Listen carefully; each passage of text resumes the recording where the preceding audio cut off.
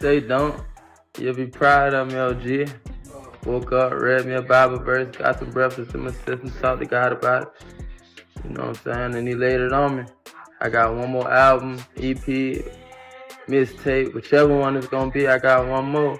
And it's over, I'm going to find my peace. A 25-year-old rapper who stared down the barrel of a gun and lived, while his friends died beside him.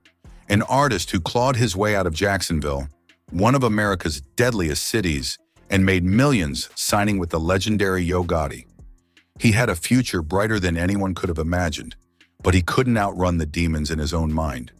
His final tweets were a terrifying cry for help in the dead of night. "I'm scared to go to sleep and I'm lonely, bro," he wrote, followed by a chilling prediction: somebody going to die. Just 3 days later, Lil Poppa was found dead. How does a young star with everything to live for end up gone so suddenly? The story of what pushed him over the edge is a dark, twisted journey into the price of fame and the invisible scars of trauma. What really happened to Lil Poppa is a truth that will shock you to your core. Do this, man. Any young niggas on here right now, it's more to life, man. It's more to life, bro. The very incident that made him a star is the one that ultimately destroyed him. Stay tuned as we uncover the heartbreaking reality. Jacksonville, Florida isn't just another city on the map. For a lot of young kids growing up there, it's a place where you either make it out or you become another headline. The violence, the street politics, the constant tension between neighborhoods, it shapes you early. And that's the environment that raised Janarius Michael Wheeler, better known as Lil Poppa. Before the fame, before the record deals, before the millions of streams, he was just a church kid with a notebook full of rhymes. Poppa was born and raised in Jacksonville, bouncing between his mom's house on the east side and his grandmother's place on the west. His mom tried to keep him grounded in faith. Church wasn't optional, it was routine. And that's actually where his talent first showed up. At just 6 years old, he was writing Christian rap verses and performing in front of the congregation. While other kids were playing outside, he was learning rhythm, timing, and how to tell stories through music. His older brother Chi helped sharpen his skills.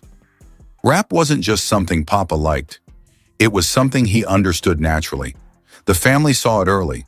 This wasn't just a phase. This was real talent. But talent doesn't block out reality. As Poppa got older, the streets started speaking louder than the church choir. Jacksonville's environment doesn't allow you to stay innocent forever. Shootings, arrests, funerals. That wasn't something he saw on the news. That was his daily life. Friends he grew up with started getting locked up. Others didn't make it past their teenage years. And all of that pain started bleeding into his music. There was another battle he was fighting too, one most people didn't know about. Poppa suffered from a chronic blood disorder that sometimes left him bedridden for days or even weeks at a time. While other artists were outside networking and building buzz, he was stuck at home dealing with physical pain. But instead of quitting, he adapted. He turned his grandmother's closet into a recording studio. Think about that. No big budget, no industry connects, just a microphone, a computer, and a dream. That's where he sharpened his sound. That's where he poured his emotions out. The isolation didn't weaken him, it forced him to focus. By the time he was 14, he dropped his first music video. It wasn't polished like mainstream artists, but it was real, and people in Jacksonville noticed. He wasn't just rapping about random street fantasies, he was documenting what he was living. But the Jacksonville rap scene wasn't calm, it was tense. Different neighborhoods had ongoing conflicts. Rappers were tied to real-life beef, and even if you wanted to stay neutral, that wasn't always an option. Poppa and his circle were associated with a group called Cut Circle. They described themselves as a music collective, but law enforcement believed there were street ties involved. On the other side was a rival group known as Head First, and the back and forth wasn't just lyrical, it was personal. One of the most complicated parts of that scene involved Julio Fulio. Early on, Poppa and Fulio were cool. They recorded music together when both were still building their names. But something shifted. Depending on who you ask, the story changes. Some say social media comparisons sparked tension. Others say sneak disses in songs built resentment. What we do know is that it escalated into a physical altercation at a mall, reportedly at a Foot Locker. Video clips circulated showing Poppa being jumped. That moment might not have seemed huge at the time. No serious injuries, no arrests that defined careers. But in a city where pride and reputation matter, it planted a seed of long-term tension. From there, the disses became more personal. References to lost friends, mentions of dead homies, lines that crossed emotional boundaries. In Jacksonville's rap culture, that kind of disrespect doesn't fade quietly. And while all of that was building, Poppa was still trying to make it out. He wasn't known for reckless behavior. He wasn't constantly flashing weapons online. He was more introspective, more reflective. His music felt heavy, like someone carrying weight most people couldn't see. By his late teens, he had built a strong local following. His Under Investigation mixtape series started gaining traction. His storytelling stood out. He wasn't just rapping aggressively, he was explaining how trauma feels. He talked about paranoia, trust issues, sleepless nights. That vulnerability made him different. And then 2018 happened, a shooting that would change everything. Poppa was riding with close friends, people he grew up with, people he considered brothers. It turned into a drive-by. When it was over, multiple people in his circle were dead. He survived without being hit, physically untouched. But mentally, that's where the damage began. Survivor's guilt is something you can't see. It's that haunting question, why them and not me? For Poppa, that question didn't fade after the funeral. It followed him into the studio, onto the stage, into his sleep. Instead of hiding it, he turned it into music. He released Purple Hearts, in a record that laid his emotions out in the open. In the song, he questioned why the bullets missed him. He admitted feeling like he should have been the one who died. That wasn't entertainment. That was therapy over a beat. Ironically, the song became his breakout moment. Millions of views, national attention, industry recognition. Pain made him famous. But fame doesn't erase trauma. If anything, it can amplify it. Every time he performed that song, he had to relive the shooting. Every time fans sang those lyrics back to him, it reminded him of the friends who weren't there to hear it. And that was just the beginning. When Purple Hearts started gaining traction, everything changed for Lil Poppa. The same song that came from one of the darkest moments of his life was now opening doors he never imagined.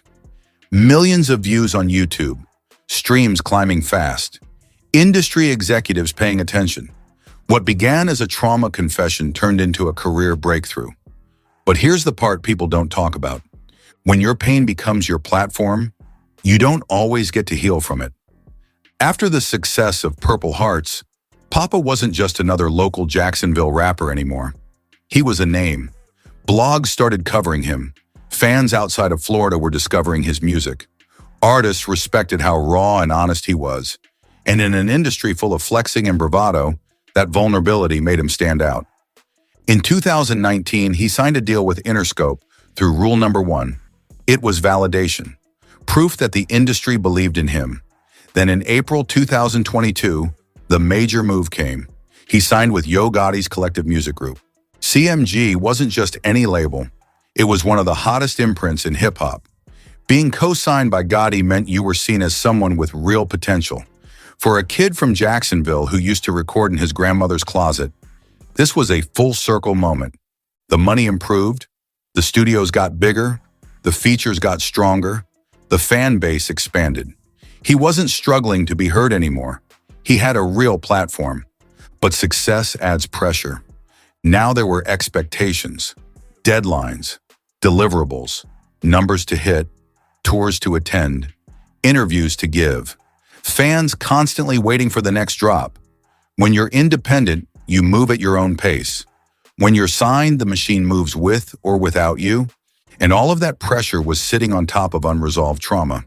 The 2018 shooting never really left him. Survivor's guilt doesn't fade just because your bank account grows. In fact, sometimes it gets louder, because now you're the one who made it out. You're the one still breathing, the one with opportunity. And every time you win, you're reminded of the friends who didn't get that chance. Poppa's music during this period became even more introspective. The Under Investigation series wasn't just street storytelling, it was emotional documentation. He rapped about paranoia, about sleeping lightly, about trust issues, about feeling alone even when surrounded by people. That wasn't an image, That was real. He openly touched on depression and mental health, topics that many rappers avoid, especially young black men from environments where vulnerability is often seen as weakness. But Poppa didn't mask it. He leaned into it, and that's what made his fan base connect so deeply. Listeners heard themselves in his music. Young men dealing with grief, kids who lost friends to gun violence, people battling silent depression while trying to appear strong. His songs felt like conversations nobody else was brave enough to have. But being the voice for pain doesn't mean you stop feeling it. Behind the scenes, Poppa was still dealing with his chronic blood disorder, a condition he'd had since childhood. Some days he physically couldn't function. Imagine trying to live up to industry expectations while your body doesn't cooperate, while your energy is drained, while pain is constant. Now add the mental weight. Jacksonville's environment didn't magically disappear just because he signed a deal. The violence back home continued. More names, more funerals, more news alerts, and every time something happened, it reopened old wounds. There's a term psychologists use, hypervigilance. It's when your nervous system stays on high alert because of past trauma. You're constantly scanning for danger. You can't fully relax. You don't feel safe, even when you technically are. People close to him describe that state. Always aware, always cautious, always looking over his shoulder. That kind of mental tension is exhausting. In August 2025, he released an album titled Almost Normal Again. Just that title says a lot. Almost. Not fully, not healed, not at peace, just close enough to pretend sometimes. It suggested that he was actively trying to get back to who he used to be. Maybe back to before 2018, before the shooting, before survivor's guilt took root, before the weight of fame stacked on top of everything else. But trauma doesn't work like that. You don't wake up one day and decide it's gone. And then there were his social media posts. At first glance, they didn't seem unusual. Artists tweet emotional thoughts all the time. But when you read them closely, there were warning signs. I'm scared to go to sleep. I'm lonely, bro. Is it okay to cry? I never asked for any of this. You in heaven or hell, it don't matter. Somebody going to die. Those weren't lyrics in a song. Those were real-time thoughts, unfiltered. And here's the thing about social media. People scroll fast. Emotional posts get lost between memes and music announcements. Sometimes fans assume it's promotion, or lyrics, or just venting. But sometimes it's a cry for help. What made it even more confusing was that he also posted positive messages, talking about growth, talking about focusing on music, talking about staying out of the streets. That contrast made it harder for outsiders to see how serious things might have been. Mental health isn't linear. You can smile in public and struggle in private. You can feel grateful and hopeless at the same time. You can drop new music while fighting silent battles no one sees. By early 2026, his career was still active. He was still releasing records, still building momentum. From the outside, there was no visible collapse, no public meltdown, no viral controversy. And sometimes that's what makes it the hardest to recognize. Because the world expects breakdowns to look dramatic, but often they look quiet. By February 2026, the internal weight he'd been carrying for years was still there. The survivor's guilt, the chronic illness, the pressure of being the successful one, the trauma of losing friends, the expectations of the industry, all layered, all unresolved. And the most dangerous battles are the ones fought silently. By February 2026, everything on the surface looked steady. Lil Poppa was still dropping music. His streaming numbers were solid. He had industry backing. He had fans across the country. Just 72 hours before his death, he released a new single titled Out of Town. There was no public announcement of retirement, no explosive controversy, no visible spiral, and that's what made what happened next so shocking. On February 18, 2026, Janarius Michael Wheeler was pronounced dead in Fulton County, Georgia. He was 25 years old. Initial reports suggested the death was self-inflicted, though the exact details were not publicly confirmed. And almost instantly, speculation exploded across social media. Some blamed the music industry. Some blamed his label. Others pointed at street trauma. A few even tried to connect it to old tweets about eventually leaving his deal. but there has been no verified evidence that label conflict caused his death. In fact, his signing to Yo Gotti's collective music group had elevated his platform significantly. He had access to resources, distribution, and exposure he likely wouldn't have had independently. The truth is more complicated, because this wasn't about one event in February 2026. This was about everything that came before it. The 2018 shooting, the survivor's guilt, watching friends die while he walked away untouched, years of hypervigilance, chronic health struggles, the pressure of being the one who made it, the responsibility of carrying a city's hopes, the weight of being vulnerable in a culture that still expects toughness from young Black men. And here's something people rarely talk about. Survivor's guilt can intensify over time. At first, it feels like shock, then sadness, then questioning. But as life goes on and you start succeeding, it can morph into something heavier. You start wondering why you get opportunities your friends never did, why you get stages, why you get interviews, why you get to grow older. That kind of mental loop can become exhausting. Poppa had turned that pain into art. Songs like Purple Hearts weren't just records. They were open wounds put on display. And every performance meant revisiting that trauma. Every fan singing those lyrics back to him meant the moment never really faded. The irony is painful. The same song that made him nationally recognized was rooted in wishing he hadn't survived. As the news of his death spread, reactions poured in from fans, artists, and people in Jacksonville who had watched his journey from the beginning. Many expressed disbelief. Some admitted they had seen the warning signs in his tweets but didn't realize how serious they were. That's the hard part about mental health. Warning signs don't always look dramatic. They can look like subtle tweets, late-night thoughts, short messages about loneliness, questions like, is it okay to cry? They can look like someone who's functioning, working, creating, smiling in interviews, while privately unraveling. And the hip-hop community has seen this before. Young artists rising fast, carrying trauma, dealing with depression in silence.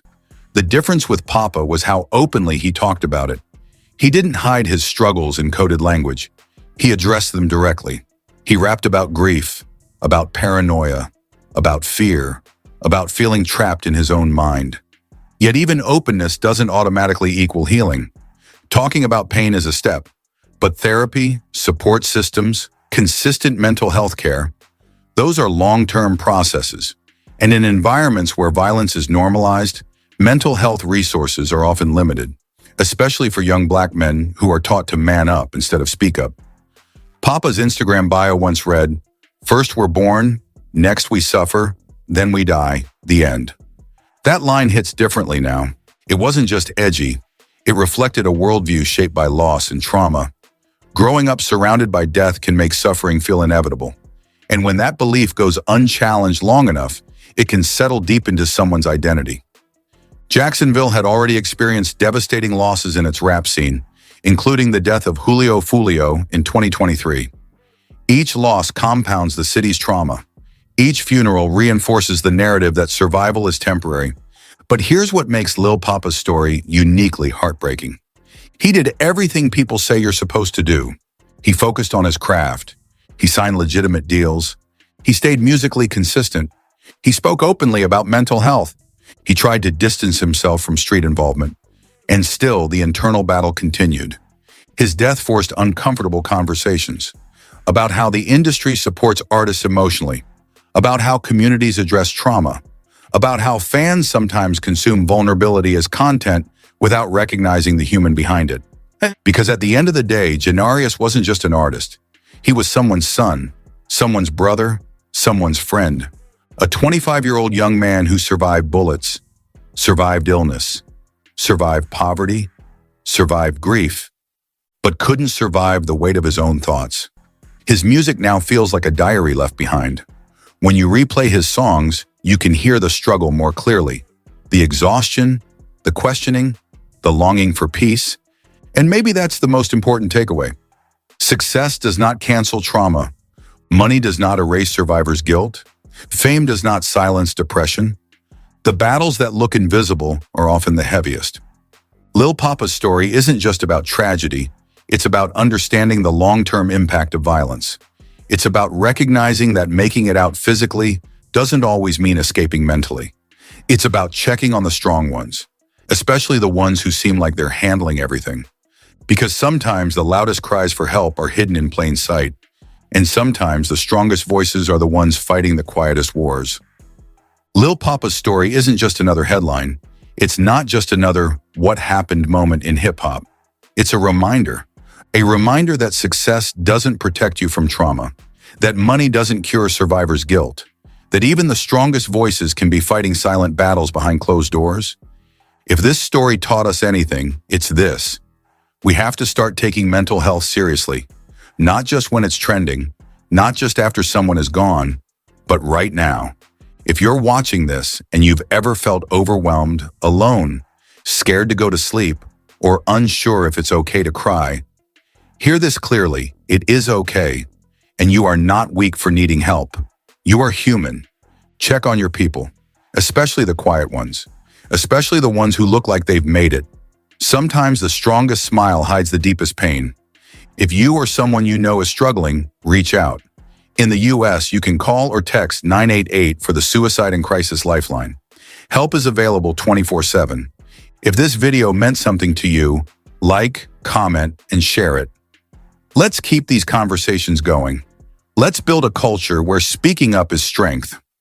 Rest in peace to Lil Poppa, and let's do better for the ones still here.